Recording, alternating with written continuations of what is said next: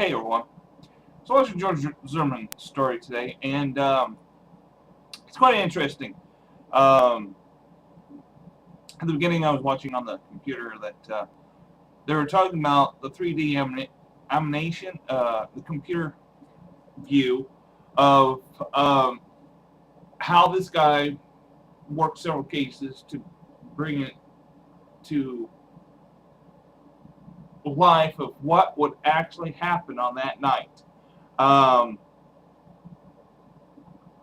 O'Mara like wasting time early in the morning, anyhow, as usual, um, to explain what he does. In short terms, he should have just the guy's standing there and standing there, and that's what the judge thought. It's like, hey, he's standing up. Thought was going to be just a short thing, but you keep on talking and talking. You don't know when to shut up, as usual. And then, of course, like those other times, he doesn't pay attention to the questions of the prosecution trying to interrupt more and more in the waste of time more. But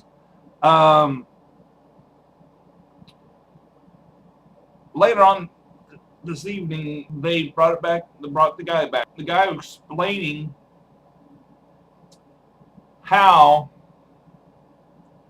he combined with all the information to the different scenes. But where he got the information was from the defense team. And then some of the stuff that George Zimmerman said and some of the other people said to get. So he got his information from defense team. He had several people to be the certain people who needs to be staying in certain areas in the computer system. I'm thinking because he's not getting the picture yet on some of the evidence where they were and where George Zimmerman was and where Martin was. It was just, I would say, a nightmare for the defense because of the prosecution came up a lot of good reasons why this is not workable into the court system. But the pathologist, he was good. He knew what he was talking about. And the times that Martin would have lived 1 to 2 seconds at least, or 1 second, or 1 minute, 1 or 2 minutes. But because of George's theory of sitting on top of his Mr. Martin, gave his last breath when he hopped on top of him. And to make sure he's down. Yeah, he's down. He's face down in the grass and can't breathe. So the pathologist, he did real good. Of course, he was older and understandable. But the state still trying to doing a way of what be it points for them and dispoints for the defense team. But hopefully, like the judge says, is this your last person in the lady who was sick? I feel sorry for her. She had to be on the camera. I wouldn't be if I was sick. Honestly, I would not be filming myself in front of jurors and stuff. I would record what I seen on tape. But for her, defense really doesn't think of about people at this point of their witnesses. they're reckless on their judgment of some of the witnesses they bring and stuff. But the lady, um, since the lady knew, sorry about that, lady knew about the apartment complex very well. And the question is, did you see George Zimmerman? What side was George Zimmerman's truck on? Since she was the next door neighbor to George Zimmerman, and she was on the scene with um, Zimmerman's wife. But the question is some of the people says it's George Zimmerman, and like that military guy, he says, well, it depends on how you look at things. Been in the military, it was war. You see these people screaming their heads off some war, and they're like screaming like a little girl. But the problem is,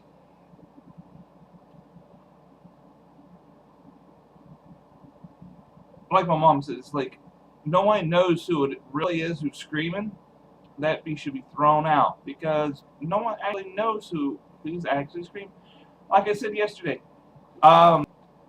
if these people were George's friends who knew who he was, why didn't they go out and help him? That's the question.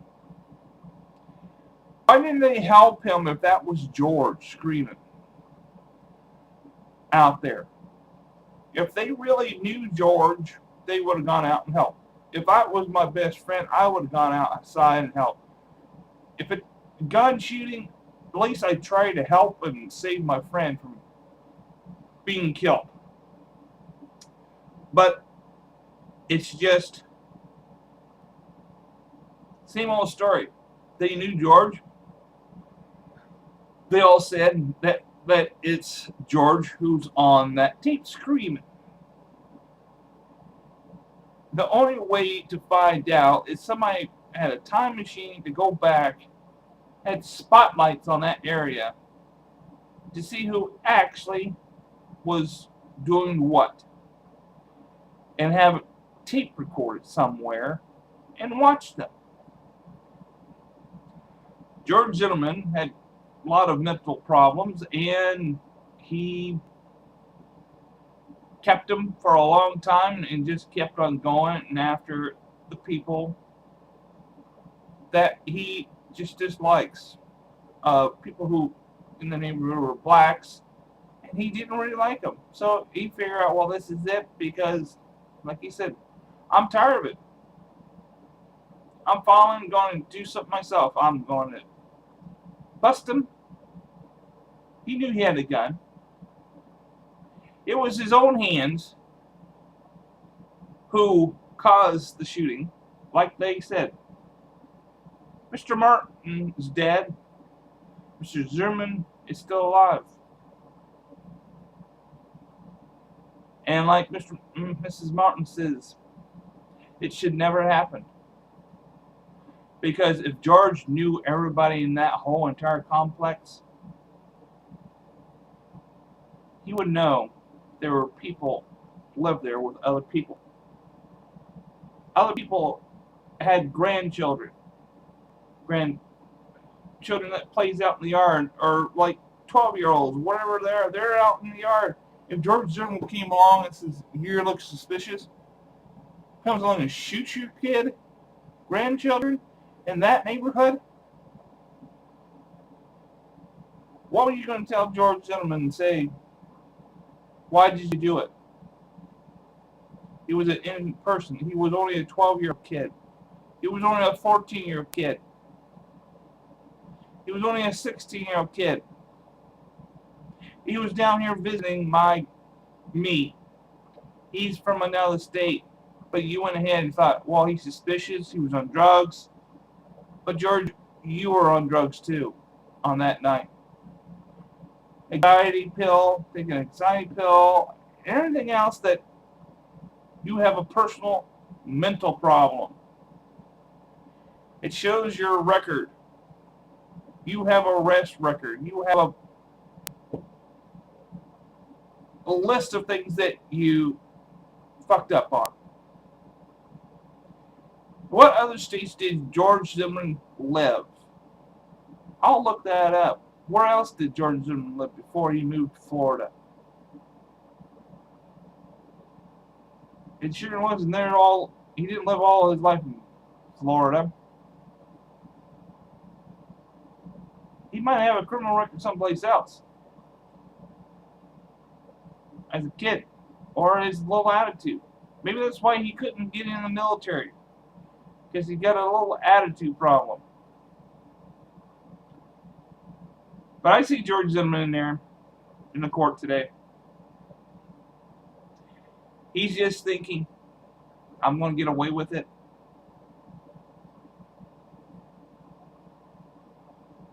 I killed Trayvon Martin because he was going to get away of stealing something. He probably thought the tea and the Skittles he stole. Come up with that theory. Tell the police, well, he stole those Skittles. He stole those tea. He probably would have hid that evidence from the bag Mr. Martin was carrying.